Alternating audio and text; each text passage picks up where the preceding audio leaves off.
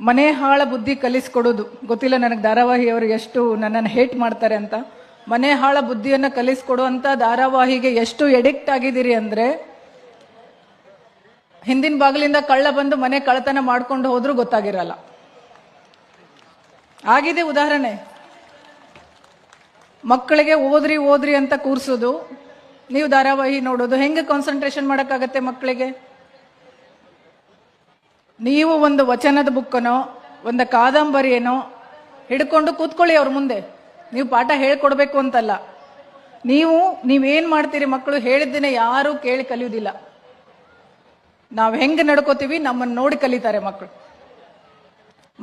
ಈ ಸಮಾಜದಲ್ಲಿ ಏನು ನಮ್ಮ ಮಠಗಳು ಹೇಗೆ ನಡ್ಕೋತವೆ ಅನ್ನೋದನ್ನು ನಾವೆಲ್ಲ ಹೆಂಗೆ ನೋಡಿ ಕಲಿತೀವಿ, ಅವರ ಆಧ್ಯಾತ್ಮಿಕತೆಯನ್ನು ನಾವು ಹೆಂಗೆ ಕಲ್ಕೋತೀವಿ, ಹಾಗೇನೆ ಮಕ್ಕಳು ಮನೆಯಲ್ಲಿ ನಮ್ಮನ್ನು ನೋಡಿ ಕಲಿತಾರೆ.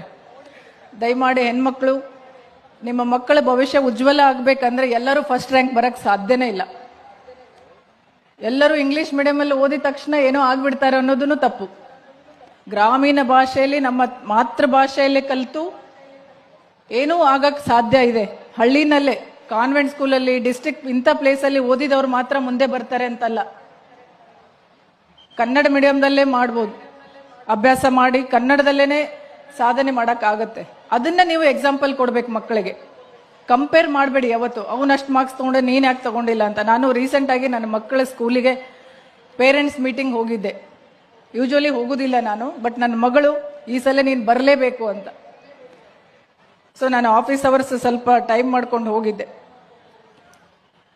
ಅಲ್ಲಿ ಪೇರೆಂಟ್ಸು ಟೀಚರ್ಸಿಗೆ ಕೇಳುವಂಥ ಪ್ರಶ್ನೆಗಳನ್ನು ಕೇಳಿ ನನಗೆ ನಿಜವಾಗ್ಲೂ ಭಯ ಆಗ್ಬಿಡ್ತು. ಏನು ಎಕ್ಸ್ಪೆಕ್ಟ್ ಮಾಡ್ತಾ ಇದ್ದೀವಿ? ತಾಯಂದ್ರೆ ಜಾಸ್ತಿ ಇರೋದಕ್ಕೆ ನಾನು ಹೇಳ್ತಾ ಇದ್ದೀನಿ. ಏನು ಎಕ್ಸ್ಪೆಕ್ಟ್ ಮಾಡ್ತಾ ಇದ್ದೀವಿ ಮಕ್ಕಳ ಕಡೆಯಿಂದ ನಾವು? ಬರೀ ರ್ಯಾಂಕಾ ಅಥವಾ ಸಂಸ್ಕಾರನ? ಕಲೀಲಿ ಮಕ್ಕಳು. ಎಲ್ಲರೂ ಒಂದೇ ಥರ ಇರಲ್ಲ. ಹುಟ್ಟುತ್ತಾ ಯಾವುದು ದಡ್ಡನೂ ಅಲ್ಲ, ಬುದ್ಧಿವಂತನೂ ಅಲ್ಲ. ದಯಮಾಡಿ ಮಕ್ಕಳಿಗೆ ಮೊದಲು ಸಂಸ್ಕಾರ ಕಲಿಸ್ಕೊಡಿ. ಅವ್ರು ಏನೇ ಓದಿದ್ರು ಏನೂ ಕೊನೆಗೆ ಬಂದು ಅವ್ರು ಸಮಾಜದಲ್ಲಿ ಬದುಕೋದು ಹೆಂಗೆ ಅನ್ನೋದ ಕಲಿಸ್ಕೊಡಿ ಹೊರತು ಬೇರೆ ಥರ ಕಂಪೇರ್ ಮಾಡಿಬಿಟ್ಟು ಅವ್ರಿಗಿಷ್ಟ ಇಲ್ಲದೆ ಇರೋದಕ್ಕೆ ದೂಡೋದು ಬೇಡ. ಹಾಗಾಗಿ ಇತ್ತೀಚೆಗೆ ಆತ್ಮಹತ್ಯೆಗಳು, ನೆಗೆಟಿವ್ ಥಾಟ್ಸ್ಗಳು ಬೇರೆ ಬೇರೆ ಸಾಮಾಜಿಕ ಜಾಲತಾಣದಲ್ಲಿ ಇಲ್ಲದೆ ಇರುವಂಥ ಕೆಟ್ಟ ಬುದ್ಧಿ ಬೆಳೀತಾ ಇರೋದು ಇದೇ ಕಾರಣಕ್ಕೆ.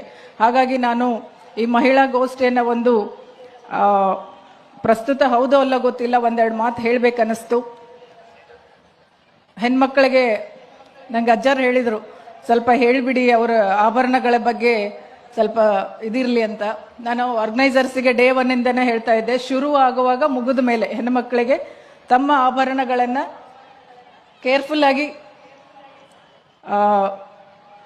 ಏನು ಹೇಳ್ತೀರಿ, ನಮ್ಮ ಸೇಫ್ಟಿಯಲ್ಲಿ ನಾವು ಹೋಗಬೇಕು.